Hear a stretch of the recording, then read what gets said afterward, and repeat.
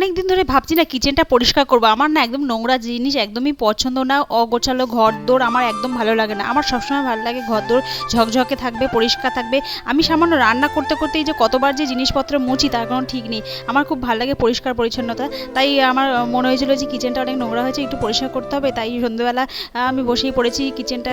দেখো এদিকে আমি পরিষ্কার করে নিয়েছি, একটু ভীম জেল নিয়ে নিয়েছিলাম বাটিতে, আর স্কচ ব্রাইট দিয়ে হালকা হালকা স্কচ হালকা করে ঘষে নিয়ে আর একটা সুতির ন্যাকড়া দিয়ে আমি সেগুলোকে ভালো করে পরিষ্কার করে নিয়েছিলাম। দেখো এদিকে নিজে আছে পরিষ্কার করে নিয়েছিলাম। দেখো কত সুন্দরভাবে আমার আমার কিচেনটা কত সুন্দর পরিষ্কার করে নিয়েছি, একদম ঝলমলে একদম ঝকঝক চকচক করছে, দেখেও শান্তি। আর এরকম সুন্দর কিচেনে রান্না করতে কার কার ভালো লাগে? আমার তো ভীষণই ভালো লাগে। যে নোংরা জায়গা আমার একদম ভালো লাগে না। যত জিনিসপত্র ঘরেই থাকি, তো আমরা ঘরে থাকি, ঘরের জিনিস সুন্দর করে গুছিয়ে রাখবো, এটাই তো স্বাভাবিক, তাই না?